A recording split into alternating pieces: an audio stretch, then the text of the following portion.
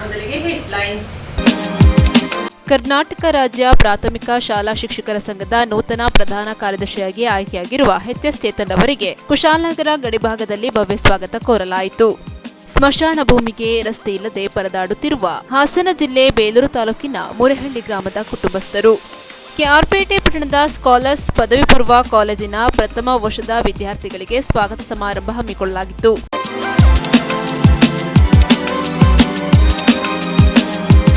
ಕುಶಾಲನಗರ ಗಡಿಭಾಗದ ಕಾವೇರಿ ಪ್ರತಿಮೆ ಬಳಿ ಕರ್ನಾಟಕ ರಾಜ್ಯ ಪ್ರಾಥಮಿಕ ಶಾಲಾ ಶಿಕ್ಷಕರ ಸಂಘದ ನೂತನ ಪ್ರಧಾನ ಕಾರ್ಯದರ್ಶಿಯಾಗಿ ಆಯ್ಕೆಯಾಗಿರುವ ಎಚ್.ಎಸ್. ಚೇತನ್ ಅವರಿಗೆ ಭವ್ಯ ಸ್ವಾಗತ ಕೋರಲಾಯಿತು. ಕುಶಾಲನಗರ ತಾಲೂಕಿನ ಹೆಬ್ಬಾಲೆ ನಿವಾಸಿ ಹೇರೂರು ಸರ್ಕಾರಿ ಹಿರಿಯ ಪ್ರಾಥಮಿಕ ಶಾಲಾ ಶಿಕ್ಷಕರಾದ ಎಚ್.ಎಸ್. ಚೇತನ್ ರವರು ಕರ್ನಾಟಕ ರಾಜ್ಯ ಪ್ರಾಥಮಿಕ ಶಾಲಾ ಶಿಕ್ಷಕರ ಸಂಘ ಬೆಂಗಳೂರು ಸಂಘದ ನೂತನ ಪ್ರಧಾನ ಕಾರ್ಯದರ್ಶಿಯಾಗಿ ಆಯ್ಕೆಯಾಗಿದ್ದು, ಈ ಪ್ರಯುಕ್ತ ಚೇತನ್ ರವರು ಕುಶಾಲನಗರದ ಗಡಿಭಾಗದ ಕಾವೇರಿ ಮಾತೆಯ ಪ್ರತಿಮೆ ಬಳಿ ಆಗಮಿಸಿದ ಸಂದರ್ಭದಲ್ಲಿ ಶಿಕ್ಷಕರ ಸಂಘಟನೆ ಸೇರಿದಂತೆ ಇನ್ನಿತರ ವತಿಯಿಂದ ಅದ್ದೂರಿಯಾಗಿ ಸ್ವಾಗತ ನೀಡಲಾಯಿತು. ಇದೇ ಸಂದರ್ಭ ವಿವಿಧ ಸಂಘಟನೆಗಳ ವತಿಯಿಂದ ಅವರನ್ನು ಸನ್ಮಾನಿಸಿ ಗೌರವಿಸಲಾಯಿತು.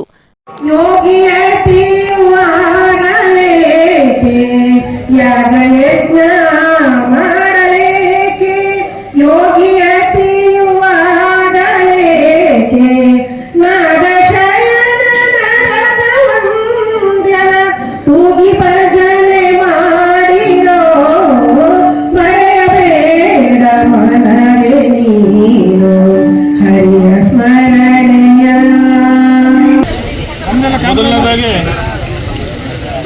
ಕರ್ನಾಟಕ ರಾಜ್ಯ ಪ್ರಾಥಮಿಕ ಶಾಲಾ ಶಿಕ್ಷಕರ ಸಂಘ ಸುಮಾರು 55 ವರ್ಷಗಳ ಇತಿಹಾಸದಲ್ಲಿ ಕೊಡಗು ಜಿಲ್ಲೆಯಂಥ ಒಂದು ಪುಟ್ಟ ಜಿಲ್ಲೆಗೆ ಇವತ್ತು ರಾಜ್ಯದ ಅತ್ಯುನ್ನತ ಹುದ್ದೆ ಅಂತ ಮಹಾನ್ ಪ್ರಧಾನ ಕಾರ್ಯದರ್ಶಿ ಹುದ್ದೆ ದೊರಕುವಂತಾಗಿದ್ದಕ್ಕೆ ಕೊಡಗು ಜಿಲ್ಲೆಯ ಸಮಸ್ತ ಶಿಕ್ಷಕ ಬಂಧುಗಳಿಗೆ, ಈ ರಾಜ್ಯದ ಶಿಕ್ಷಕ ಬಂಧುಗಳಿಗೆ, ನಮ್ಮ ಎಲ್ಲ ಏನು ನನ್ನ ಸ್ನೇಹ ಬಳಗ ಇದ್ದಾರೆ, ನಮ್ಮ ಗುರು ಹಿರಿಯರಿಗೆ, ಸಮಸ್ತ ಶೈಕ್ಷಣಿಕ ಇಲಾಖೆಯ ಮತ್ತು ಸಾರ್ವಜನಿಕ ವಲಯದಲ್ಲಿರುವಂಥ ವಿವಿಧ ಸಂಘ ಸಂಸ್ಥೆಗಳ ಮುಖಂಡರಿಗೆ, ನಮ್ಮ ಊರಿನ ಗ್ರಾಮಸ್ಥರಿಗೆ ಮೊದಲನೇದಾಗಿ ನಾನು ಚಿರಋಣಿಯಾಗಿರ್ತೀನಿ. ಈ ಒಂದು ಸಂದರ್ಭದಲ್ಲಿ ಇನ್ನು ಕೇವಲ ಚುನಾವಣೆ 1 ವರ್ಷ ಇರುವಂಥ ಸಂದರ್ಭದಲ್ಲಿ ಒಂದು ದೊಡ್ಡ ಜವಾಬ್ದಾರಿಯನ್ನು, ಸಮಸ್ಯೆಗಳೇ ಅತಿ ಹೆಚ್ಚಿರುವ ಸಂದರ್ಭದಲ್ಲಿ ನನಗೆ ನೀಡಲಾಗಿದೆ. ಈ ಸಂದರ್ಭದಲ್ಲಿ ಇವತ್ತು ಏನು ನನಗೆ ಅಭಿನಂದಿಸಕ್ಕೆ ಆಂಗ್ಲಿಸಿದ್ರೋ ಈ ಕಾವೇರಿ ತಾಯಿಯ ಪದತಲದಲ್ಲಿ ನಿಂತು ಹೇಳ್ತಾ ಇದ್ದೀನಿ. ನಮ್ಮ ರಾಜ್ಯದ ಶಿಕ್ಷಕರ ಸಮಸ್ಯೆ ಅಷ್ಟೇ ಅಲ್ಲ, ನೌಕರರ ಸಮಸ್ಯೆ ಅಷ್ಟೇ ಅಲ್ಲ, ಕೈಲಾಗುವಷ್ಟು ಸಾಮಾಜಿಕ ಕಾರ್ಯಗಳಲ್ಲೂ ಸಹ ಈ ಊರಿನ ಋಣ ತೀರಿಸೋದಕ್ಕೆ, ಶಿಕ್ಷಕರ ನೌಕರರ ಋಣ ತೀರಿಸೋದಕ್ಕೆ ನಾನು 100ಕ್ಕೆ 100 ಮಾಡ್ತೀನಿ. ನಿಮ್ಮ ಈ ಪ್ರೀತಿ ಇವತ್ತು ಬಂದು ಜನಗಳು ಇಷ್ಟು ಸಂಖ್ಯೆಯಲ್ಲಿ ಬಂದು ನನಗೆ ಅಭಿನಂದನೆಯನ್ನು ಸಲ್ಲಿಸಿದ್ದೀರಿ. ಆ ಉತ್ತರದಾಯಿತ್ವವನ್ನು, ಆ ಜವಾಬ್ದಾರಿಯನ್ನು, ಆ ಒಂದು ಪ್ರೀತಿಯನ್ನು ನಾನು ಯಾವತ್ತೂ ಮರೆಯೋದಿಲ್ಲ.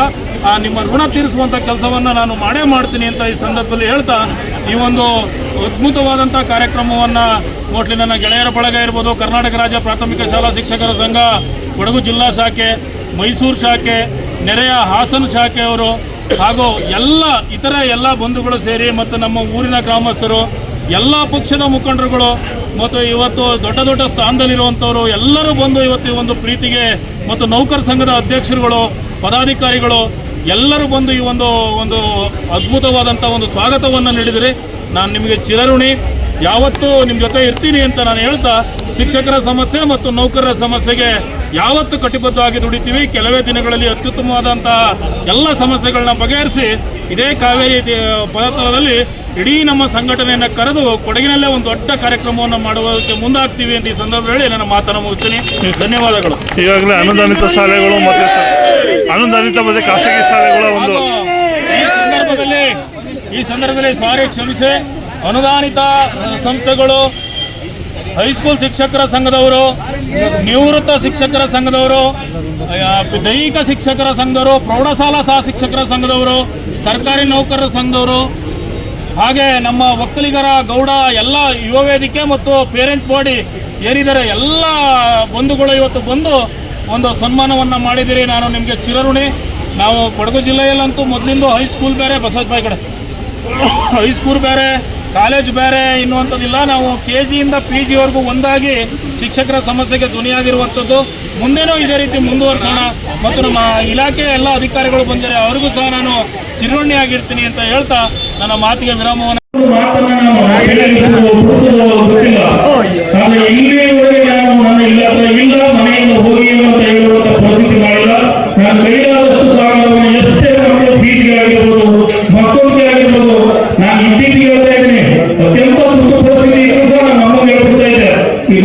ಹರಿತೀನಿ ಅಂತ ಹೇಳಿದ್ರೆ ನಮ್ಮ ಸಿಎಂ ಚೆನ್ನಾಗಿ ಬರ್ತಾರೆ. ನೋಡ್ರಿ, ಇಲ್ಲ ಅಂತ ಹೇಳುವಂತ ಪರಿಪಾಲನೆ ಬಂದಿದ್ರು ಸಹ ಕೈಲಾದಷ್ಟು ಸರ್ವಸಮಾನ ಏನು ಸೇವೆಯನ್ನು ನಾನು ಮಾಡ್ಕೊಂಡು ಬರ್ತಾ ಇದ್ದೀನಿ. ಆ ಒಂದು ಪುಣ್ಯದ ಫಲ ಏನು ಇವೆಲ್ಲ ವ್ಯಕ್ತಿಗಳು ಹೊರಿಸುವಂತಹ ಒಂದು ಔದಾರ್ಯ ಮತ್ತು ಅದರ ಒಂದು ಕೀರ್ತಿ ನನಗೆ ಲಭಿಸಿದೆ ಅಂತ ನಾನು ಈ ಸಂದರ್ಭದಲ್ಲಿ ಭಾವಿಸ್ತಾ, ನನ್ನ ಶಿಕ್ಷಕ ಬಂಧುಗಳು ಇವತ್ತು ಏನು ಆಗಮಿಸಿದ್ದಾರೆ, ಕೋರ್ಟಿದೆ, ಅವರು ಆಗಮಿಸ್ತಾ ಇದ್ದಾರೆ. ಎಲ್ಲರೂ ಮುಂದಿನ ಹಂತದಲ್ಲಿ ಏನು ನಮ್ಮ ಶಿಕ್ಷಕರ ಸಂಘಟನೆಗಳಿಂದ ಕೆಲಸ ಕಾರ್ಯಗಳಾಗಬೇಕು, ನಾನು ನಮ್ಮ ಅಧ್ಯಕ್ಷರಾದ ಚಂದ್ರಶೇಖರ್ ಮುಗಿಯವರು ಸೇರಿ ಶಿಕ್ಷಕರ CNR ಸಮಸ್ಯೆಗಳಿರ್ಬೋದು, ಇವತ್ತಿರುವಂತಹ LPS ಸಮಸ್ಯೆ ಇರ್ಬೋದು, ಹೆಚ್ಚುವರಿ ಸಮಸ್ಯೆಗಳಿರ್ಬೋದು, ವರ್ಗಾವಣೆ ಸಮಸ್ಯೆಗಳಿರ್ಬೋದು, ಅಥವಾ ಮುಖ್ಯ ಶಿಕ್ಷಕರು ಇಲ್ಲಿವರೆಗೆ ಏನು ಬಡ್ತಿ ಸಿಕ್ಕಂತ ಸಮಸ್ಯೆಗಳಾಗಿರ್ಬೋದು, ಹಾಗೂ ಈಗಾಗಲೇ ಗಣತಿಯನ್ನ ಮಾಡಿಸಿಕೊಂಡು ಸರ್ಕಾರ ಇಲ್ಲಿವರೆಗೆ ಯಾವುದೇ ರಿನೋವೇಷನ್ ಆಗಲಿ ಇನ್ನೊಂದಾಗಲಿ ಕೊಡದೆ ಪುನಃ ಒಂದು ಗಣತಿಗೆ ತಗೊಳ್ಳುತ್ತಿರುವಂತಹ ವ್ಯವಸ್ಥೆ ಇರ್ಬೋದು. ಪ್ರತಿಯೊಂದಕ್ಕೂ ಸಹ ಈ ಕೊಡಗಿನ ಮಗನಾಗಿ ಹೇಳ್ತಾ ಇದ್ದೀನಿ, ಯಾವ ರೀತಿಯಾದಂತಹ ರಾಜಿ ಸಂಧಾನವಾಗಲಿ ಇನ್ನೊಂದಿಲ್ಲ. ಫ್ರೀಡಂ ಪಾರ್ಕ್ ಅಲ್ಲಿ 12ನೇ ತಾರೀಕು ಹೋರಾಟವನ್ನ ಸುಮಾರು 1 ಲಕ್ಷ ಜನ ಸೇರಿ ಮಾಡಿದ್ದು ನಾವು. ಈ 12ನೇ ತಾರೀಕಿಗೆ ಬಗೆಹರಿದ ಹೋಗಿ ಪುನಃ ಹೋರಾಟವನ್ನ ಮುಗಿಸುತ್ತಾ ಇದ್ದೀವಿ. ರಾಜ್ಯಾದ್ಯಂತ 100ಕ್ಕೆ 100 ಸಿದ್ದರಾಮಯ್ಯ ಸಾಹೇಬರ ಮೇಲೆ ಭರವಸೆ ಇದೆ. ಯಾಕಂದ್ರೆ ಕಳೆದ ಶಿಕ್ಷಕರ ದಿನಾಚರಣೆಯಲ್ಲಿ ಘೋಷಣೆಯನ್ನ ಮಾಡಿದ್ದು, ನಿಮ್ಮ CNR ಅನ್ನ ಬದಲಾವಣೆ ಮಾಡಿಕೊಟ್ಟೇ ಕೊಡ್ತೀನಿ ಅಂತ ಅವರ ಭರವಸೆಯನ್ನು ನಂಬಿ ನಾವು ಇಲ್ಲಿವರೆಗೆ ಕಾರ್ಯವನ್ನು ನಿರ್ವಹಣೆ ಮಾಡ್ತಾ ಇದ್ದೀವಿ. 12ನೇ ತಾರೀಕು ಗೆಲುವನ್ನು ಅವರೇ ನೀಡಿದ್ದಾರೆ. ನನಗೆ ಸ್ಪಷ್ಟ ಭರವಸೆ ಇದೆ. ಯಾಕಂದ್ರೆ ಈ ಸಮಾಜದ ದೀನದಲಿತ ಉದ್ಧಾರಕ್ಕಾಗುವಂತಹ ಶ್ರೀಯುತ ಸಿದ್ದರಾಮಯ್ಯ ಸಾಹೇಬರು ನಮ್ಮ ಶಿಕ್ಷಕರನ್ನ ಮತ್ತು ನಮ್ಮ ಉತ್ತಮವಾದಂತಹ ಶಿಕ್ಷಣ ಮಂತ್ರಿ ಮಧುಬಂಗಾರಪ್ಪನವರು ಕೈಗೊಳ್ಳಲು ನಮ್ಮ ಆಶಾಭಾವನೆಯಿಂದ ನಾವಿದ್ದೀವಿ.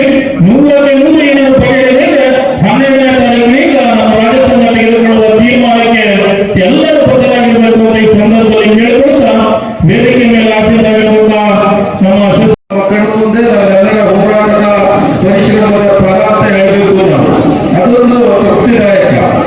ಇವತ್ತು ಎಲ್ಲರಿಗೂ ಕೈ ತುಂಬ ಅಗತ್ಯಕ್ಕೆ ಅನುಗುಣವಾಗಿ ಎಷ್ಟು ಬೇಕೋ ಅಷ್ಟು ಸಂಬಳವನ್ನು ನಾವು ತೃಪ್ತಿದಾಯಕವಾಗಿ ನಾವು ಪಡಿತಾ ಇದ್ದೇವೆ. ಆದರೆ ಇವತ್ತು ಬಹಳ ಜ್ವಲಂತ ಸಮಸ್ಯೆಗಳು ಅಂತ ಹೇಳಿದ್ರೆ ಅತಂತ್ರವಾದಂತಹ LPS ನೌಕರರು ಪ್ರಾಯಶಃ ಅದು ಯಾವ ಪರಿಸ್ಥಿತಿಗೆ ಹೋಗಿದೆ ಅಂತಂದ್ರೆ ಕ್ಯಾನ್ಸರ್ನ ಕೊನೆ ಸ್ಟೇಜ್ಗೆ ಹೋಗಿದೆ. ಅದು ಬಗೆಹರಿಸಲಿಕ್ಕೆ ಸಾಧ್ಯವೇ ಇಲ್ಲ ಅನ್ನುವಂಥದ್ದು. ಬಗೆಹರಿಸಲಿಕ್ಕೆ ಬೇಕಾದಂತ ಶಕ್ತಿಗಳನ್ನ, ಪೂರಕ ವ್ಯಕ್ತಿಗಳನ್ನ ನೀವು ಅವರಿಗೆ ಒಂದು ಶಕ್ತಿ ಕೊಟ್ಟು ನೀವು ಎಲ್ಲಿಗೆ ಕಳಿಸ್ಬೇಕು ಅವರಿಗೆ ಕಳಿಸ್ಲಿಕ್ಕೆ ವಿಫಲರಾದ್ರಿಂದ ಪ್ರಾಯಶಃ ನೋವನ್ನ ನಮ್ಮ ಇವತ್ತು ನೌಕರರ ವರ್ಗ ಈ ರಾಜ್ಯದಲ್ಲಿ ಅನುಭವಿಸ್ತಾ ಇದ್ದಾರೆ ಅಂತ ಹೇಳಲಿಕ್ಕೆ ನಮಗೂ ಕೂಡ ವ್ಯಸನ ಆಗ್ತದೆ. ಮೈಮತ್ತಂತ ನೌಕರರು ಅವರ ಅಸ್ತಿತ್ವವನ್ನ ಮತ್ತು ಇವತ್ತು OPS ನವರು ನಾನು ಸೇರಿದಂತೆ ಪೆನ್ಷನ್ ತಗೊಳ್ತಾ ಇದ್ದೀನಿ. ನಾನು ಸೇವೆಯನ್ನು ಮಾಡಿ ಪೆನ್ಷನ್ ತಗೊಳ್ತಾ ಇದ್ದೀನಿ. ಆದ್ರೆ ನಾನು ಸಂತೋಷ ಪಡೋದಲ್ಲ, ನಾನು OPS ಅಂತ ಹೇಳಿ ನಮ್ಮ ನಂತರದ ಪೀಳಿಗೆ, ನನ್ನ ಮಕ್ಕಳು, ನನ್ನ ತಂಗಿ, ತಮ್ಮ ಮತ್ತು ನಂತರದ ಪೀಳಿಗೆಯವರು ಅವರು ಆ ಒಂದು ಭದ್ರತೆಯಲ್ಲಿ ಇರಬೇಕಲ್ಲ, ಸೇವಾ ಭದ್ರತೆಯಲ್ಲಿ. ಆ ಅವಕಾಶ ಯಾರಿಗೂ ಇಲ್ವಲ್ಲ. ಮುಂದಿನ ದಿವಸಗಳು ಸರ್ಕಾರಿ ನೌಕರರು ಆಗೋದಕ್ಕಿಂತ ಖಾಸಗಿ ನೌಕರಾಗೋದು ಉತ್ತಮ ಅನ್ನುವಂಥ ಪರಿಸ್ಥಿತಿಗೆ ನಾವು ತಂದುಕೊಂಡಿದ್ರೆ ಪ್ರಾಯಶಃ ನೌಕರರೇ ಅಂತ ಕಾರಣ ತಮ್ಮ ಬೇಜವಾಬ್ದಾರಿಗಳು, ಹೋರಾಟದ ವೈಫಲ್ಯಗಳು, ಒಗ್ಗಟ್ಟಿನ ಕೊರತೆಗಳು ಅಂತ ಹೇಳಿ ನನ್ನ ಸ್ವಹ ಅನುಭವವನ್ನು ಹಂಚ್ಕೊಳ್ಳಲಿಕ್ಕೆ ನಾನು ಬಯಸ್ತೇನೆ. ಅಪ್ರಪೋದ ಮಾಡ್ತಾ ಇಲ್ಲ, ಬಟ್ ಆ ನೋವನ್ನು ತಮ್ಮ ಮುಂದೆ ನಾನು ಹಂಚ್ಕೊಳ್ತಾ ಇದ್ದೇನೆ. ಹಾಗಾಗಿ ಮುಂದೆ ಬಹಳಷ್ಟು ಸಮಸ್ಯೆಗಳಿದೆ. ಹೆಚ್ಚುವರಿ ಸಮಸ್ಯೆಗಳಾಗ್ಬೋದು. ಕನ್ನಡ ಮಾಧ್ಯಮ ಶಾಲೆಗಳು ಮುಚ್ಚೋಗ್ತಾ ಇದ್ದಾವೆ. ಒಂದು ಕಡೆ ಆಂಗ್ಲ ಮಾಧ್ಯಮ ಆಶಾದಾಯಕ ಮತ್ತು ಅದು ಋಣಾತ್ಮಕ, ಧನಾತ್ಮಕ ಎರಡು ಅಂಶಗಳನ್ನು ಹೊಂದಿದೆ. ಅದು ಬಹಳ ಅದು ಚರ್ಚೆ ಬೇಡ. ಈಗ ಮತ್ತಷ್ಟು ಸಣ್ಣ ಪುಟ್ಟ ಸಮಸ್ಯೆಗಳಿದೆ. ಸಂಬಳದ ಸಮಸ್ಯೆ ಓದಿ ಬಿಟ್ಟು ಚುನಾವಣೆಯನ್ನು ನಡೆಸಬೇಕು ಅಂತ ಹೇಳಿ ಸಂಪನ್ಮೂಲ ವ್ಯಕ್ತಿ ಯಾರು ಬೇಕು ಅಂತಂದ್ರೆ ಚೇತನ ಸೇರಿಸ್ಬಿಟ್ಟು ಬರೀ ಶಿಕ್ಷಕ ಕ್ಷೇತ್ರದ ಚುನಾವಣೆ ಮಾತ್ರ ಅಲ್ಲ, ಬೇರೆ ಬೇರೆ ಚುನಾವಣೆಗಳಲ್ಲೂ ಅವರ ಕೈ ಕೆಲಸ ಮಾಡ್ತಾರೆ. ಬಹುಶಃ ನಮ್ಮ ಶ್ರೀನಿವಾಸ್, ನಮ್ಮ ಜಿಲ್ಲಾ ಪಂಚಾಯತಿ, ತಾಲೂಕು ಪಂಚಾಯತಿ ಶ್ರೀನಿವಾಸ್ನ ನಿಲ್ಲಿಸಬೇಕು ಅಂತ ಹೇಳಿ ನಮಗೆ ಶ್ರೀನಿವಾಸ್ ಗೊತ್ತಿರಲಿಲ್ಲ. ಆ ಶ್ರೀನಿವಾಸ್ ಹಾಗೆ ಹಿಂದೆ ಬಂದು ನಮ್ಮ ಸ್ವತಃ ಹಾಕಿ ಟಿಕೆಟ್ ತೋರಿಸಿ ಕಳಿಸಿದ್ರು ಸಲ. ಅದು ತಾಲೂಕು ಪಂಚಾಯತಿ ಅನಂತರ ಜಿಲ್ಲಾ ಪಂಚಾಯತಿ ಹಾಗೆ ಈ ರೀತಿ ಒಂದು ಚುನಾವಣೆ ಆಗಿದ್ದು ಚೆನ್ನಾಗಿ ಗೊತ್ತಿತ್ತು. ಹಾಗಾಗಿ ಅವರು ಬಹುಶಃ ರಾಜ್ಯದ ಸ್ವಲ್ಪ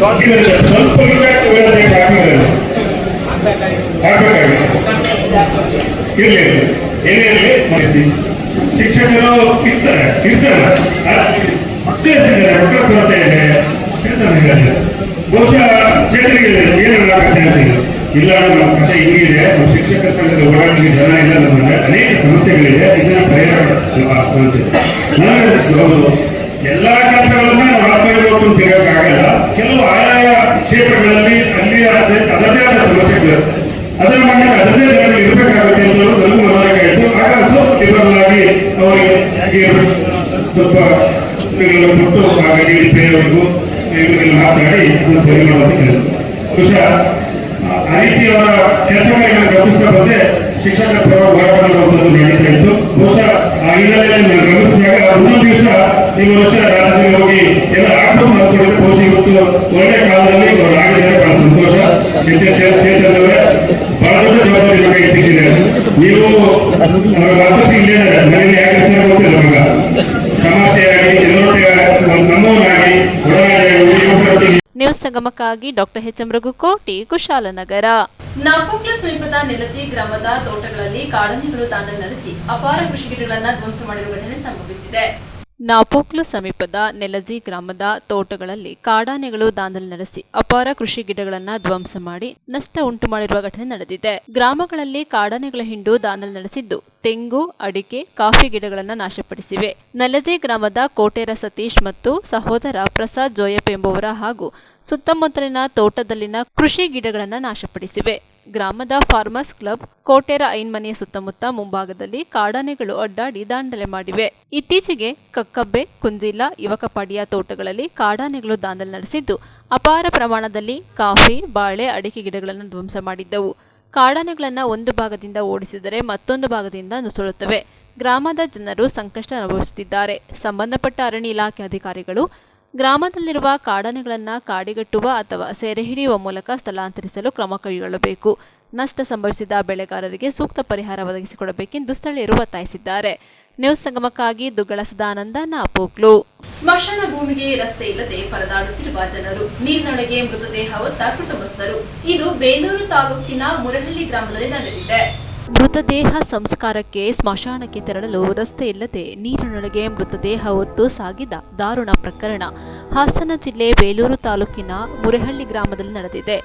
ಬೇಲೂರು ತಾಲೂಕಿನ ಅರೆಹಳ್ಳಿ ಹೋಬಳಿ ತುಂಬದೇವನಹಳ್ಳಿ ಗ್ರಾಮ ಪಂಚಾಯಿತಿ ವ್ಯಾಪ್ತಿಯ ಮುರೇಹಳ್ಳಿ ಗ್ರಾಮದಲ್ಲಿ ಗ್ರಾಮದ ಹೇಮ ಎಂಬುವ 50 ವರ್ಷದ ಮಹಿಳೆಯೊಬ್ಬರು ಮೃತಪಟ್ಟಿದ್ದರು. ಸ್ಮಶಾನಕ್ಕೆ ಹೋಗುವ ದಾರಿಯನ್ನ ಅಕ್ಕಪಕ್ಕದ ಭೂಮಾಲೀಕರು ಕಬಳಿಕೆ ಮಾಡಿದ್ದರಿಂದ ಹರಿಯುವ ಹಳ್ಳದೊಳಗೆ ಮೃತದೇಹವನ್ನು ಹೊತ್ತು ಸಾಗುವ ಪರಿಸ್ಥಿತಿ ನಿರ್ಮಾಣವಾಯಿತು. ಹೇಮಾವತಿ ನದಿಗೆ ಹರಿಯುವ ಈ ಕಟ್ಟೆಹೊಳೆ ಮಳೆಗಾಲದಲ್ಲಿ ತುಂಬಿ ಹರಿಯುತ್ತದೆ. ಗ್ರಾಮದಲ್ಲಿ ಮಳೆಗಾಲದಲ್ಲಿ ಯಾರಾದರೂ ಮೃತಪಟ್ಟರೆ ಶವ ಸಂಸ್ಕಾರಕ್ಕೆ ತೊಂದರೆಯಾಗುತ್ತದೆ. ಸಮಸ್ಯೆಯನ್ನ ಬಗೆಹರಿಸುವಂತೆ ನಾಡ ಕಚೇರಿ ಹಾಗೂ ತಹಶೀಲ್ದಾರ್ ಕಚೇರಿಗೆ ಹಲವು ಬಾರಿ ಮನವಿ ಸಲ್ಲಿಸಿದರೂ ಇದುವರೆಗೂ ಯಾವುದೇ ಪ್ರಯೋಜನವಾಗಿಲ್ಲ ಎಂದು ಆಕ್ರೋಶ ವ್ಯಕ್ತಪಡಿಸಿದ್ದಾರೆ. ದಾರಿ ಬಿಡಿಸಿಕೊಡಿ, ಇಲ್ಲವೇ ಬದಲಿ ಸ್ಮಶಾನ ಮಂಜೂರು ಮಾಡಿಕೊಡಿ. ಗ್ರಾಮದಲ್ಲಿ ಸುಮಾರು 200ಕ್ಕೂ ಹೆಚ್ಚು ಮನೆಗಳಿದ್ದು ಸ್ಮಶಾನಕ್ಕೆ ರಸ್ತೆ ಇಲ್ಲದೆ ಮಳೆಗಾಲದಲ್ಲಿ ಯಾರಾದರೂ ಮೃತಪಟ್ಟರೆ ಶವ ಸಾಗಿಸುವುದು ಕಷ್ಟದ ಕೆಲಸವಾಗಿದೆ. ಈಗಿರುವ ಸ್ಮಶಾನ ಭೂಮಿಯನ್ನು ಹೊರತುಪಡಿಸಿ ಸಾರ್ವಜನಿಕರ ಹಿತದೃಷ್ಟಿಯಿಂದ ಬೇರೆ ಕಡೆ ಮತ್ತೊಂದು ಸ್ಮಶಾನ ಭೂಮಿಯನ್ನು ಅಧಿಕಾರಿಗಳು ಮಂಜೂರು ಮಾಡಿಸಿಕೊಟ್ಟರೆ ಅನುಕೂಲವಾಗುತ್ತದೆ. ದಲಿತರಿಗೆ ಮೀಸಲಿರುವ ಸ್ಮಶಾನ ಭೂಮಿಗೆ ತೆರಳಲು ರಸ್ತೆ ಇಲ್ಲದೆ ಶವ ಸಂಸ್ಕಾರಕ್ಕೆ ತೊಂದರೆ ಆಗುತ್ತಿದೆ. ಕೂಡಲೇ ಅಧಿಕಾರಿಗಳು ಗಮನಹರಿಸಿ ಸೂಕ್ತ ರಸ್ತೆಯೊಂದನ್ನು ನಿರ್ಮಿಸಿಕೊಡಬೇಕೆಂದು ಗ್ರಾಮಸ್ಥರಾದ ಟಿಂಬರ್ ಮೂರ್ತಿ, ರವಿ, ಅವಿನಾಶ್, ಲೋಕೇಶ್, ಉಮೇಶ್ ಒತ್ತಾಯಿಸಿದ್ದಾರೆ. ನ್ಯೂಸ್ ಸಂಗಮಕ್ಕಾಗಿ ಅನಂತರಾಜೆ ಅರಸ್, ಬೇಲೂರು. ಕೊಡಗು ಜಿಲ್ಲೆ ನಾಪೋಕ್ಲು ವ್ಯಾಪ್ತಿಯಲ್ಲಿ ಮಳೆಯ ರಭಸದಿಂದ ಗಾಳಿಯು ಬೀಸಾಗಿದ್ದು ಅಲ್ಲಲ್ಲಿ ಮರಗಳು ಮುರಿದು ಬಿದ್ದಿವೆ. ನಾಪೋಕ್ಲು ಹೋಬಳಿ ವ್ಯಾಪ್ತಿಯಲ್ಲಿ ಶುಕ್ರವಾರ ಉತ್ತಮ ಮಳೆಯಾಯಿತು. ನಡುವೆಯೂ ಬಿಡುವು ನೀಡಿ ಮಳೆ ರಭಸದಿಂದ ಸುರಿಯಿತು. ಗಾಳಿಯು ಬಿರುಸಾಗಿದ್ದು ಅಲ್ಲಲ್ಲಿ ಮರಗಳು ಮುರಿದು ಬಿದ್ದಿವೆ. ನಾಪೋಕ್ಲು ಸಮೀಪದ ಬಲ್ಲಮಾವಟಿ ಗ್ರಾಮದ ಶ್ರೀ ಭಗವತಿ ದೇವಾಲಯದ ಬಳಿ ವಿದ್ಯುತ್ ಲೈನ್ ಮೇಲೆ ಮರ ಬಿದ್ದ ಪರಿಣಾಮ 2 ವಿದ್ಯುತ್ ಕಂಬಗಳು ಮುರಿದು ಬಿದ್ದು ವಿದ್ಯುತ್ ಸಂಪರ್ಕ ಕಡಿತಗೊಂಡಿತು. ಇದರಿಂದ ಸ್ವಲ್ಪ ಸಮಯ ಮುಖ್ಯ ರಸ್ತೆ ಸಂಪರ್ಕ ಸ್ಥಗಿತಗೊಂಡಿತು. ಬಲ್ಲಮಾವಟಿ ಗ್ರಾಮ ಪಂಚಾಯಿತಿ ಉಪಾಧ್ಯಕ್ಷರಾದ ಚೋಕೀರ ಬಾವಿ ಭೀಮಯ್ಯ ಇತರರು ಹಾಗೂ ಸೆಸ್ಕಾಂ ಇಲಾಖೆಯ ಸಿಬ್ಬಂದಿಗಳು ದುರಸ್ತಿ ಕಾರ್ಯ ಕೈಗೊಂಡರು. ನ್ಯೂಸ್ ಸಂಗಮಕ್ಕಾಗಿ ದುಗ್ಗಳ ಸದಾನಂದ, ನಾಪೋಕ್ಲು. ಕ್ಯಾರ್ಪೇಟೆ ಪಟ್ಟಣದ ಸ್ಕಾಲರ್ಸ್ ಪದವಿ ಪೂರ್ವ ಕಾಲೇಜಿನ ದ್ವಿತೀಯ PUC ವಿದ್ಯಾರ್ಥಿಗಳು ಪ್ರಥಮ ವರ್ಷದ ವಿದ್ಯಾರ್ಥಿಗಳಿಗೆ ಸ್ವಾಗತ ಸಮಾರಂಭ ಆಯೋಜಿಸಿದರು. ಕೆಆರ್ಪೇಟೆ ಪಟ್ಟಣದ ಸ್ಕಾಲರ್ಸ್ ಪದವಿ ಪೂರ್ವ ಕಾಲೇಜಿನ ದ್ವಿತೀಯ ಪಿಯುಸಿ ವಿದ್ಯಾರ್ಥಿಗಳು ಪ್ರಥಮ ವರ್ಷದ ಪಿಯುಸಿ ವಿದ್ಯಾರ್ಥಿಗಳಿಗೆ ಆಯೋಜಿಸಿದ್ದ ಸ್ವಾಗತ ಸಮಾರಂಭವನ್ನು ಜ್ಯೋತಿ ಬೆಳಗಿಸಿ ಉದ್ಘಾಟಿಸಿ ಮಾತನಾಡಿದರು. ಜಾಗತಿಕ ಜಗತ್ತಿನ ಇಂದಿನ ಸ್ಪರ್ಧಾ ಪ್ರಪಂಚದಲ್ಲಿ ಶಿಕ್ಷಣದ ಜ್ಞಾನದ ಬೆಳಕಿನ ಶಕ್ತಿಗೆ ಅಪಾರವಾದ ಶಕ್ತಿ ಇದೆ.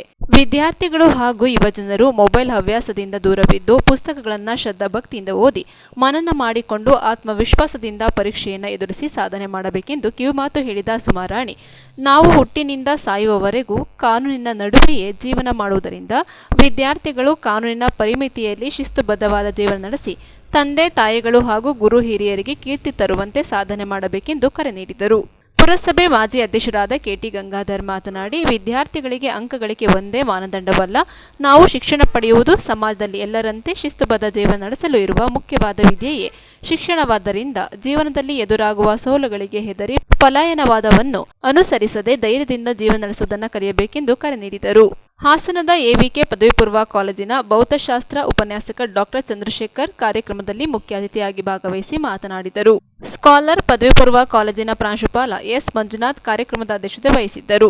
ವಕೀಲರಾದ ರಾಘವೇಂದ್ರ, ಸಮಾಜ ಸೇವಕಿ ವಿದ್ಯಾ ಮಂಜುನಾಥ್, ರಶ್ಮಿ ರಾಘವೇಂದ್ರ, ತಾಲೂಕು ಕನ್ನಡ ಸಾಹಿತ್ಯ ಪರಿಷತ್ ಮಾಜಿ ಅಧ್ಯಕ್ಷ ಕೆಆರ್ ನೀಲಕಂಠ, ಪತ್ರಕರ್ತ ಸೈಯದ್ ಖಲೀಲ್ ಕಾರ್ಯಕ್ರಮದಲ್ಲಿ ಮುಖ್ಯ ಅತಿಥಿಯಾಗಿ ಭಾಗವಹಿಸಿದ್ದರು. ಇದೇ ಸಂದರ್ಭದಲ್ಲಿ ಪ್ರತಿಭಾವಂತ ವಿದ್ಯಾರ್ಥಿಗಳು ಹಾಗೂ ಅತಿಥಿಗಳನ್ನು ಸನ್ಮಾನಿಸಿ ಗೌರವಿಸಲಾಯಿತು. ವಿದ್ಯಾರ್ಥಿ ಮುಖಂಡರಾದ ಹೇಮಾವತಿ ಪ್ರಾರ್ಥಿಸಿದರು. ಎಚ್ಎಲ್ ಕೀರ್ತನ ಸ್ವಾಗತಿಸಿದರು. ಕೀರ್ತಿ ವಂದಿಸಿದರು. ಭವಾನಿಗೌಡ ಕಾರ್ಯಕ್ರಮ ನಿರೂಪಿಸಿದರು. ವಿದ್ಯಾರ್ಥಿಗಳು ನೀಡಿದ ಸಾಂಸ್ಕೃತಿಕ ಕಾರ್ಯಕ್ರಮಗಳು ಗಮನ ಸೆಳೆದವು. ಮೊದಲನೇದಾಗಿ ಎಲ್ಲರೂ ಕೂಡ ನಿಮ್ಮ ಕಾಲೇಜಿನಲ್ಲಿ ಫ್ರೆಶರ್ಸ್ ಪಾರ್ಟಿ ಮತ್ತು ನಿಮ್ಮ ಕಾಲೇಜ್ ಜೀವನಕ್ಕೆ ಆಗಮಿಸ್ತಾ ಇದ್ದೀರಿ. ಅದಕ್ಕೆ ಎಲ್ಲರೂ ಕೂಡ ವೆಲ್ಕಮ್ ಹೇಳ್ತಾ, ಈ ದಿವಸ ನನ್ನ ನಿಮ್ಮ ಶಾಲೆಯವರು ಇನ್ವೈಟ್ ಮಾಡಿ ತಾವು ನಮ್ಮ ಮಕ್ಕಳಿಗೆ ಒಂದು ಸಮಾಜದಲ್ಲಿ ಏನೇನು ನಡೀತಾ ಇದೆ ಅದ್ರ ಬಗ್ಗೆ ಸ್ವಲ್ಪ ತಿಳುವಳಿಕೆಯನ್ನು ನೀಡಬೇಕು ಮತ್ತು ಅರಿವನ್ನು ಮೂಡಿಸಬೇಕು ಅಂತ ಕೇಳ್ಕೊಂಡಿದ್ದು. ಸೊ ಮೊದಲನೇದಾಗಿ ಹೇಳಬೇಕು ಅಂತಂದ್ರೆ, ಇತ್ತೀಚಿನ ದಿನಗಳಲ್ಲಿ ಎಲ್ಲರೂ ಕೂಡ ನೋಡ್ತಾ ಇದ್ದೀವಿ, ಕಾನೂನನ್ನ ಎಷ್ಟು ಸಾಧ್ಯವೋ ಅಷ್ಟು ಪಾಲನೆ ಮಾಡೋದು, ಪಾಲನೆ ಮಾಡೋದಕ್ಕೆ ಹೇಗೆ ಅಂತ ಎಲ್ಲರೂ ಕೂಡ ಯೋಚನೆ ಮಾಡ್ತಾ ಇದ್ದೀವಿ. ಹೌದಾ ಇಲ್ವಾ? ಯಾಕಂದ್ರೆ ನಾವು ಬಹಳ ಹತ್ತಿರದಿಂದ ನೋಡಿದ್ದೀವಿ.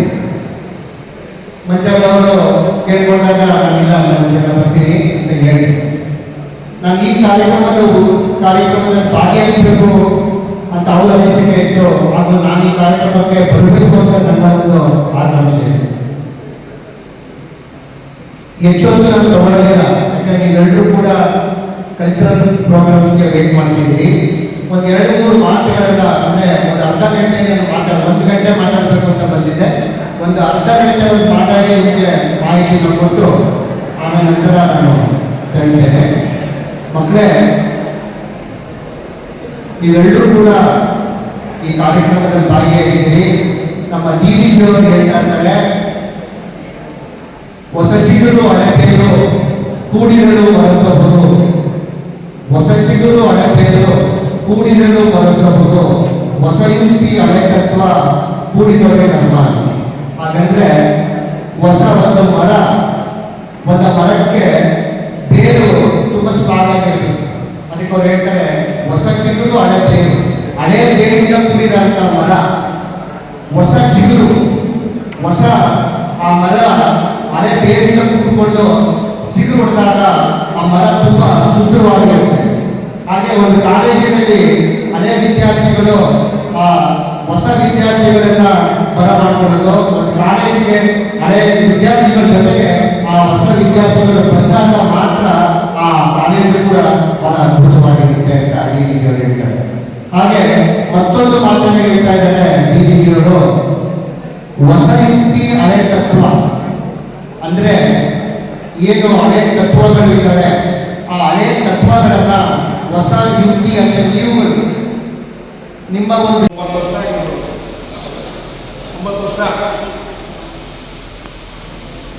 9 ವರ್ಷದಿಂದ ನಾನು ನೋಡ್ಕೊಂಡು ಬಂದಿದ್ದಂಥ ಪ್ರಕಾರ ಈ ತಾಲೂಕಿಗೆ ಹೆಮ್ಮೆಯನ್ನು ತಂದುಕೊಡ್ತಕ್ಕಂಥ ಕೆಲಸವನ್ನು ಮಂಜುನಾಥ್ ದಂಪತಿಗಳು ಮಾಡಿದಂತೆ ನಾವು ಕೃತಜ್ಞತೆ ತಿಳಿಸಿದ ತಾಲೂಕಿನ ಜನತೆಯ ಪರವಾಗಿ.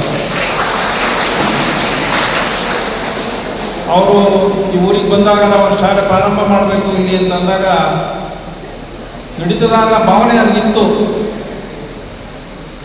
ಅವರ ಶ್ರಮ, ಅವರ ಸಿದ್ಧಾಂತ, ಅವರ ಅತಿಯಾದ ಆತ್ಮವಿಶ್ವಾಸ ಇವತ್ತು ಸ್ಕಾಲರ್ಶಿಪ್ ಕಾಲೇಜು ನಮ್ಮ ತಾಲೂಕಿನಲ್ಲಿ ಜಿಲ್ಲೆಯಲ್ಲಿ ಉನ್ನತ ಮಟ್ಟಕ್ಕೆ ಕೊಡ್ತಕ್ಕಂಥ ಶಕ್ತಿಯನ್ನು ತಂದುಕೊಡ್ತಕ್ಕಂಥ ಶ್ರಮವನ್ನು ದಂಪತಿಗಳಾಗಿರೋದ್ರಿಂದ ತುಂಬ ಖುಷಿ ಆಗ್ತದೆ. ಮಕ್ಕಳೇ, ತಾವ್ಯಾರು ಭಾಷಣ ಕೇಳೋ ಮಟ್ಟದಲ್ಲಿಲ್ಲ, ತಮ್ಮದೇ ಆದ ಉಲ್ಲಾಸದಲ್ಲಿ ಸಾಂಸ್ಕೃತಿಕ ಕಾರ್ಯಕ್ರಮಗಳಲ್ಲಿ ನನ್ನ ಭಾವನೆ. ಇವತ್ತು ಈ ದೇಶದಲ್ಲಿ ನಡೀತಾ ಇರ್ತಕ್ಕಂಥ ಸಾಮಾಜಿಕ ನ್ಯಾಯಗಳನ್ನ ನೋಡ್ತಾ ಇದ್ದೇವೆ. ಎಲ್ಲ ವಿದ್ಯಾವಂತರಾಗಿದ್ದೀನಿ, ಸುದ್ದಿ ಕೇಳ್ಕೊತೀವಿ, ತಾಯಿ ತಂದೆ ಮಾತಾಡ್ತೀವಿ. ತಾಯಿ ತಂದೆಗೆ ಗೌರವ ಕೊಡ್ತಕ್ಕಂಥದ್ದು ತುಂಬಾ ತುಂಬಾ ಅತ್ಯದ್ಭುತವಾದ ಕೆಲಸ. ಆ ತೃಪ್ತಿ ಯಾರು ಸಿಗಲ್ಲ ಅಂತ ಅನುಭವ. ಯಾಕೆ ಅಂತ ಹೇಳಿದ್ರೆ ಹೆಚ್ಚು ಮಕ್ಕಳು ವಿದ್ಯೆ ಕಲಿತಿದೆ, ಕೆಲಸಕ್ಕೆ ಸೇರ್ಬೇಕು ಅನ್ನೋ ಭಾವನೆ. ಕೆಲಸ ಸೇರಬಾರ್ದು ಅನ್ನೋ ಉದ್ದೇಶ ಅಲ್ಲ. ಹೆಣ್ಣಿಗೆ ನತ್ತಿ ಹೆಣ್ಣಿಂದನೇ ಓದ್ತಿರ್ತಾರಲ್ಲ ತಾಯಿ ತಂದೆಯರು, ಅವ್ರನ್ನ ಮರ್ಕೊಡೋದಲ್ಲ. ಅದರಂತ ಕರ್ಮದ ಪಾಪದ ಕೆಲಸ ಮತ್ತೊಂದಿಲ್ಲ. ಯಾಕೆ ಅಂತ ಹೇಳಿದ್ರೆ ಎಷ್ಟೋ ಮಕ್ಕಳುಗಳು ಮಿಲಿಟರಿನೋ ಕಾಯ್ತಾ ದೇಶ ಕಾಯ್ತಾ ಇದ್ದಾರೆ. ಸತ್ಯ ಹೇಳಬೇಕಂತವ್ರು ಸಿಗೋದಿಲ್ಲ. ಲಕ್ಷ ಜನರಲ್ಲಿ ಒಬ್ಬ ನಿಜವಾದ ಭಕ್ತರು ಸಿಗೋದಿಲ್ಲ. ಕೋಟಿ ಜನರನ್ನ ಹುಡುಕಿದ್ರೆ ಒಬ್ಬ ನಿಜವಾದ ಶರಣರು ಸಿಗೋದಿಲ್ಲ. ಹಾಗಾಗಿ ಆದರ್ಶಗಳು ಕಣ್ಮರೆಯಾಗಿದ್ದಾವೆ. ಮೌಲ್ಯಗಳೆಲ್ಲ ನಮ್ಮಿಂದ ದೂರ ಆಗ್ತಕ್ಕಂಥ ಸಂದರ್ಭದಲ್ಲಿ ನಾವು ವಿದ್ಯಾರ್ಥಿಗಳಲ್ಲಿ ಮಾತ್ರ ಒಂದು ಆದರ್ಶವನ್ನ, ಪ್ರಾಮಾಣಿಕತೆಯನ್ನ, ದೇಶದ ಬಗ್ಗೆ ನಿಜವಾದ ಕಾಳಜಿಯನ್ನ ಕಾಣೋದಕ್ಕೆ ಸಾಧ್ಯ ಇದೆ.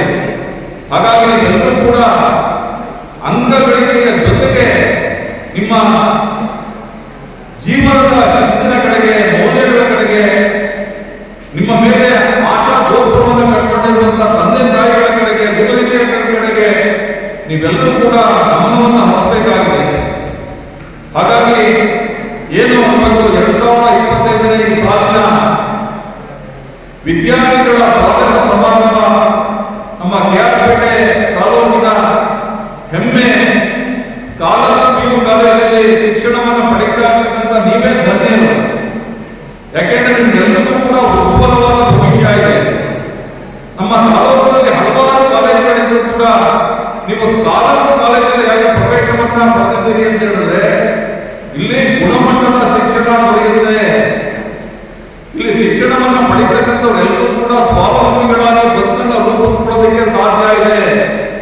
ನಾವು ನೋಡ್ತೀವಿ ಹಲವಾರು ಸಭೆ ಸಮಾರಂಭಗಳಲ್ಲಿ ಯಾರೋ ಸೆಲೆಬ್ರಿಟಿಗಳು ಬಂದ್ರೆ ಮಾತ್ರ ಈ ರೀತಿಯ ಚಪ್ಪಾಳೆ, ಈ ರೀತಿಯ ಸ್ವಾಗತ, ಈ ರೀತಿಯ ಶಿಳ್ಳೆ ಸಿಗ್ತಕ್ಕಂಥದ್ದು. ನೀವು ನಿಮ್ಮ ಗುರುಗಳನ್ನ ಎಷ್ಟು ಭಕ್ತಿಯಿಂದ ಕಾಣ್ತೀರಿ, ಶ್ರದ್ಧೆಯಿಂದ ಕಾಣ್ತೀರಿ, ಗೌರವದಿಂದ ಕಾಣ್ತೀರಿ ಅನ್ನೋದಕ್ಕೆ ನೀವು ನಿಮ್ಮ ಗುರುಗಳಿಗೆ ನೀಡಿದಂತ ಸ್ವಾಗತದಲ್ಲಿ ನೀವು ತೋರಿಸಿದಂತ ಸ್ವಾಗತದ ಚಪ್ಪಾಳೆ ಏನು, ಜಯಘೋಷಗಳೇನು, ಶಿಳ್ಳೆಗಳೇನು, ಅದು ನಿಮ್ಮಲ್ಲಿರ್ತಕ್ಕಂಥ ನಿಜವಾದ ಭಕ್ತಿಯನ್ನು ತೋರಿಸ್ತದೆ. ಯಾವಾಗ ನಾವು ಗುರುಗಳ ಬಗ್ಗೆ, ತಂದೆ ತಾಯಿಗಳ ಬಗ್ಗೆ ನಿಜವಾದ ಗೌರವವನ್ನ, ಭಕ್ತಿಯನ್ನ ಇಟ್ಕೊಂಡು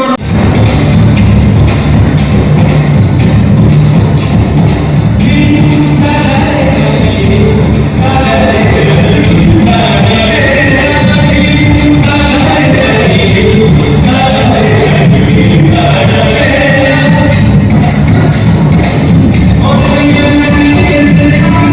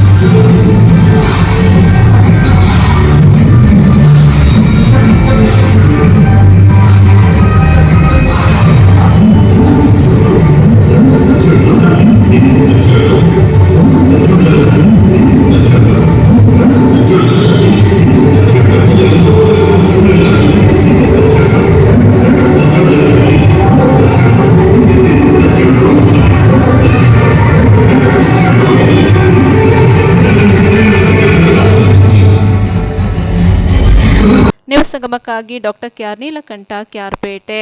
ಉಡುಪಿ ಜಿಲ್ಲೆ ಬೈಂದೂರು ತಾಲೂಕಿನ ಮರುವಂತೆ ವರಹ ಶ್ರೀ ಮಹಾರಾಜ ಸ್ವಾಮಿ ದೇವಾಲಯಕ್ಕೆ ಬಂದ ವ್ಯಾಪಾರಸ್ಥರಿಗೆ ಪ್ರವಾಸೋದ್ಯಮ ಇಲಾಖೆಯಿಂದ ಮೋಸವಾಗಿದೆ.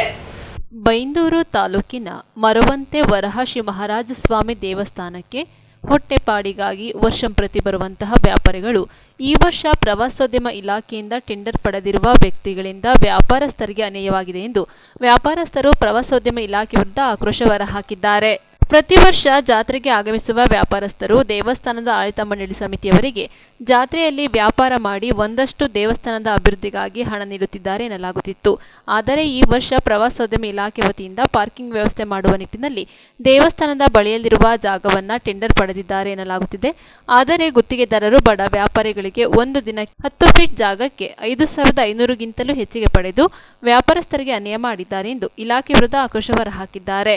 ತಕ್ಷಣ ಜಿಲ್ಲಾಡಳಿತ ಹಾಗೂ ಪ್ರವಾಸೋದ್ಯಮ ಇಲಾಖೆ ನಡೆದಿರುವ ಘಟನೆ ಬಗ್ಗೆ ಮಾಹಿತಿ ತಿಳಿದು ತಪ್ಪಿತಸ್ಥರ ವಿರುದ್ಧ ಸೂಕ್ತ ಕಾನೂನು ಕ್ರಮ ಜರುಗಿಸಬೇಕು ಹಾಗೂ ಮುಂದಿನ ವರ್ಷ ಈ ಜಾಗವನ್ನು ಒಂದು ದಿನ ದೇವಸ್ಥಾನಕ್ಕೆ ಬಿಟ್ಟುಕೊಟ್ಟು ದೇವಸ್ಥಾನದ ಆಡಳಿತ ಮಂಡಳಿ ಸಮಿತಿಯವರಿಗೆ ಜಾತ್ರೆ ನಡೆಸಲು ಅನುವು ಮಾಡಿಕೊಡಬೇಕೆಂದು ಭಕ್ತರು ಹಾಗೂ ಸಾರ್ವಜನಿಕರು ಅಭಿಪ್ರಾಯಪಟ್ಟಿದ್ದಾರೆ. ತಕ್ಷಣ ಜಿಲ್ಲಾಡಳಿತ ಹಾಗೂ ಪ್ರವಾಸೋದ್ಯಮ ಇಲಾಖೆ ಇತ್ತ ಕಡೆ ಗಮನ ಹರಿಸಬೇಕೆಂದು ಸಾರ್ವಜನಿಕರು ಒತ್ತಾಯಿಸಿದ್ದಾರೆ. 10 ಫೀಟಿಗೆ 5,500. 10 ಫೀಟಿಗೆ ಬಂದವರೆಲ್ಲ ಡಿಮ್ಯಾಂಡ್ ಮಾಡಿದ್ರು. 10 ಫೀಟಿಗೆ 5,500 ತಗೊಂಡು ವ್ಯಾಪಾರ ಅಂತ ಇಲ್ಲ. 5,500. 10 ಫೀಟಿಗೆ 50,000. ಅಯ್ಯೋ 5,500. ಇಲ್ಲ, ಏನು ಪೂರೈಸಲಿಲ್ಲ. ಜನನೂ ಇಲ್ಲ. ಈ ಸಲ ಮಳೆ ಜಾಸ್ತಿ, ಹಾಗೆ ಎಂತ ವ್ಯಾಪಾರ ಇಲ್ಲ. ಉದಯ ಜೋಗಿ ನಾಡಗುಡ್ಡೆ ಅಂಗಡಿ ಅಂತ. ನಾನು ಸಾಧಾರಣ ಒಂದು 25 ವರ್ಷದಿಂದ ಮಹಾರಾಜ ಸ್ವಾಮಿ ದೇವಸ್ಥಾನಕ್ಕೆ ಇಲ್ಲಿ ವ್ಯಾಪಾರಕ್ಕಾಗಿ ಬರ್ತಾ ಇದ್ದೇನೆ. ಆದರೆ ಈ ವರ್ಷ ಒಬ್ಬರು ಖಾಸಗಿ ವ್ಯಕ್ತಿಯವರು ಈ ಒಂದು ಟೆಂಡರ್ ಮುಖೇನ ಪ್ರವಾಸೋದ್ಯಮ ಇಲಾಖೆಯಿಂದ ಇದನ್ನು ಪಡ್ಕೊಂಡಿದ್ದು ತುಂಬ ಒಂದು 10 ಫೀಟ್ ಜಾಗಕ್ಕೆ ಸಾಧಾರಣ 5,000 ಹತ್ರ ವಸೂಲಿ ಮಾಡಿರ್ತಾರೆ. ಅದು ತುಂಬ ನಮಗೆ ಈ ಸಾರಿ ಮಳೆ ಇರುವುದರಿಂದ ತುಂಬ ವ್ಯಾಪಾರ ತುಂಬ ಕಷ್ಟವಾಗಿದೆ, ಹಾಗೆ ನಷ್ಟವಾಗಿದೆ. ಇದನ್ನು ಯಾರು ಭರಿಸುವುದು ಅಂತೇಳಿ ನಮಗೆ ಗೊತ್ತಾಗೋದಿಲ್ಲ. ಮುಂದೆ ದಯವಿಟ್ಟು ಈ ರೀತಿ ಯಾವುದೊಂದು ವ್ಯವಸ್ಥೆ ಮಾಡದೆ ದೇವಸ್ಥಾನದವರು ಈ ಜಾಗವನ್ನು ತೆಗೆದುಕೊಂಡು ಮುಂದಿನ ದಿನಗಳಲ್ಲಿ ನಮಗೆ ಅನುಕೂಲವಾಗಿ ಮುಂದಿನ ದಿವಸಗಳಲ್ಲಿ ಅನುಕೂಲ ರೀತಿಯಲ್ಲಿ ಮಾಡಿಕೊಡಬೇಕಾಗಿ ನಾನು ದೇವಸ್ಥಾನದಲ್ಲಿ ವಿನಂತಿಸ್ತಾ ಇದ್ದೇನೆ. ನಮ್ಮ ಹತ್ರ ಎಲ್ಲ ನಿನ್ನೆನೇ ಬಂದು ವಸೂಲಿ, ನಾವು ನಾಳೆ ಕೊಡ್ತೇವೆ, ವ್ಯಾಪಾರ ಆದಮೇಲೆ ಕೊಡ್ತೇವೆ ಅಂತೇಳಿ ಹೇಳಿದರೆ ಅವ್ರು ಕೇಳಲಿಲ್ಲ. ಇಲ್ಲ, ಇವತ್ತೇ ಕೊಡಬೇಕು, ಇಲ್ಲಾಂದರೆ ನೀವು ಅಂಗಡಿಯನ್ನು ನೀವು ಕಟ್ಟಬೇಕನ್ನುವಂಥದ್ದು ಅವರ ಹೇಳಿಕೆಯಿಂದ ಬಂದಿರ್ತದೆ. ಅದರಿಂದ ತುಂಬ ಬೇಜಾರಾಗಿರ್ತದೆ. ಯಾಕಂತ ಹೇಳಿದರೆ ನಾವು ತುಂಬ ಒಂದು ವಾರದಿಂದ ಕಷ್ಟಪಟ್ಟು ಇಲ್ಲಿ ಬಂದು ನಾವು ಮುಂಗಡ ಹಣ ಕೊಡಬೇಕಂತ ಹೇಳಿದರೆ ನಮ್ಮ ಕೈಯಲ್ಲಿ ಇರುವುದಿಲ್ಲ. ವ್ಯಾಪಾರ ಆದಮೇಲೆ ಕೊಡೋದಾದರೆ ಏನೋ ಆಚಿತ್ ವಜಾವಟ್ ಮಾಡಿ ಕೊಡ್ಬೋದು. ಇಲ್ಲಾಂದರೆ ನಾವು ಮೊದಲೇ ಕೊಡಬೇಕಂದ್ರೆ ನಾವು ಬೇರೆಯವ್ರ ಹತ್ರ ಎಲ್ಲ ನಾವು ತೆಗೆದುಕೊಂಡು ಕಷ್ಟಪಟ್ಟು ನಾವು ಕೊಡಬೇಕಾಗುತ್ತೆ. ದಯವಿಟ್ಟು ಮುಂದಿನ ದಿನಗಳಲ್ಲಿ ಈ ರೀತಿ ಒಂದು ಆಗಬಾರ್ದು ಅಂತ ನಾನು ಹೇಳ್ತಾ ಇದ್ದೇನೆ. ಕೊಡಲಿಲ್ಲ, ಖಾಲಿ ಅವರು ಒಂದು ಪುಸ್ತಕ ತೆಗೆದುಕೊಂಡು ಬಂದು ಪೆನ್ನಲ್ಲಿ ಬರ್ಕೊಂಡು ಹೋಗಿರ್ತಾರೆ ಬಿಟ್ಟರೆ ಅದ್ರ ಬಗ್ಗೆ ನಮಗೇನು ಯಾವುದೋ ಒಂದು ರಿಸಿಟ್ ಅಥವಾ ಯಾವುದು ಬಿಲ್ ಏನೂ ಇಲ್ಲ. ಅಂದರೆ ನೀವು ನೇರವಾಗಿ ಪ್ರವಾಸೋದ್ಯಮ ಆರೋಪ ಮಾಡ್ತಿದ್ದೀರಿ, ಹೇಗೆ? ಪ್ರವಾಸೋದ್ಯಮ ಇಲಾಖೆ ಆ್ಯಕ್ಚುಲಿ ಖಾಸಗಿ ವ್ಯಕ್ತಿಗೆ ಕೊಟ್ಟಿದ್ದು ದೊಡ್ಡ ತಪ್ಪು. ಯಾಕಂತ ಹೇಳಿದ್ರೆ ಅವರಿಗೆ ಅದೊಂದು ರೂಢಿಯಾಗಿ ಬಿಟ್ಟಿದೆ. ಪ್ರತಿಯೊಂದು ದೇವಸ್ಥಾನಗಳಿಗೆ ಹೋಗಿ ಅಲ್ಲಿ ಟೆಂಡರನ್ನು ಹಿಡಿದು ಈ ಒಂದು ವ್ಯಾಪಾರ ಮಾಡುವವರ ಒಂದು ಲೂಟಿಯನ್ನು ಮಾಡ್ತಾ ಇದ್ದಾರೆ. ದಯವಿಟ್ಟು ಮುಂದಿನ ದಿನಗಳಲ್ಲಿ ಪ್ರವಾಸೋದ್ಯಮ ಇಲಾಖೆ ಯಾರೇ ಆಗಲಿ ಅವರು ನೇರ ಬಂದು ಇಲ್ಲಿ ಒಂದು ವ್ಯವಸ್ಥೆಯನ್ನು ಮನೆಗೊಂಡು ನಮ್ಮ ಈ ವ್ಯಾಪಾರಸ್ಥರಿಗೆ ತುಂಬ ಅನುಕೂಲ ಮಾಡಿಕೊಟ್ಟಿದ್ರೆ ಒಳ್ಳೆಯದಿತ್ತು.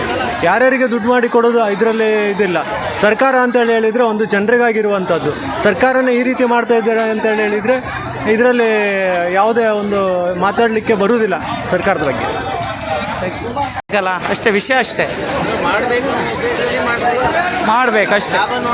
ಲಾಭ ನಷ್ಟ ಪ್ರಶ್ನೆ ಅಲ್ಲ. ಕರೆಕ್ಟ್. ಪ್ರತಿ ವರ್ಷ ಮಾಡುವ ವ್ಯಾಪಾರ ಅಲ್ಲ, ಈಗಿದಲ್ಲ, ಅದು ಶತಮಾನ ಆಯಿತು. ಕರೆಕ್ಟ್. ಶತಮಾನದಿಂದ ನಡೆದು ಬಂದ ದಾರಿ. ಕರೆಕ್ಟ್. ಹಣದ ಪ್ರಶ್ನೆ ಅಲ್ಲ, ಏಲಂ ಪ್ರಶ್ನೆ ಅಲ್ಲ, ಟೆಂಡರ್ ಪ್ರಶ್ನೆ ಅಲ್ಲ, ಲಕ್ಷ ಕೋಟಿ ಪ್ರಶ್ನೆ ಅಲ್ಲ. ಪ್ರತಿ ವರ್ಷ ಮಾಡುವ ವ್ಯಾಪಾರ ಮಾಡಲೇಬೇಕು, ಅಷ್ಟೇ ಮಾಡಲೇಬೇಕು, ಮಾಡಬೇಕು. ವ್ಯಾಪಾರ ಲಾಭ ನಷ್ಟ ಪ್ರಶ್ನೆ ಅಲ್ಲ, ಮಾಡಲೇಬೇಕು. ಸಂಪ್ರದಾಯ ಪ್ರಶ್ನೆ. ಕರೆಕ್ಟ್.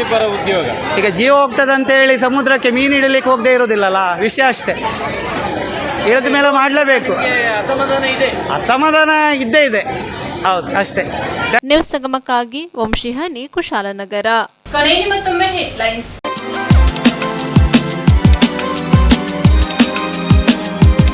ಕರ್ನಾಟಕ ರಾಜ್ಯ ಪ್ರಾಥಮಿಕ ಶಾಲಾ ಶಿಕ್ಷಕರ ಸಂಘದ ನೂತನ ಪ್ರಧಾನ ಕಾರ್ಯದರ್ಶಿಯಾಗಿ ಆಯ್ಕೆಯಾಗಿರುವ ಎಚ್.ಎಸ್. ಚೇತನ್ ಅವರಿಗೆ ಕುಶಾಲನಗರ ಗಡಿಭಾಗದಲ್ಲಿ ಭವ್ಯ ಸ್ವಾಗತ ಕೋರಲಾಯಿತು. ಸ್ಮಶಾನ ಭೂಮಿಗೆ ರಸ್ತೆ ಇಲ್ಲದೆ ಪರದಾಡುತ್ತಿರುವ ಹಾಸನ ಜಿಲ್ಲೆ ಬೇಲೂರು ತಾಲೂಕಿನ ಮುರೇಹಳ್ಳಿ ಗ್ರಾಮದ ಕುಟುಂಬಸ್ಥರು. ಕೆಆರ್ಪೇಟೆ ಪಟ್ಟಣದ ಸ್ಕಾಲರ್ಸ್ ಪದವಿ ಪೂರ್ವ ಕಾಲೇಜಿನ ಪ್ರಥಮ ವರ್ಷದ ವಿದ್ಯಾರ್ಥಿಗಳಿಗೆ ಸ್ವಾಗತ ಸಮಾರಂಭ ಹಮ್ಮಿಕೊಳ್ಳಲಾಗಿತ್ತು.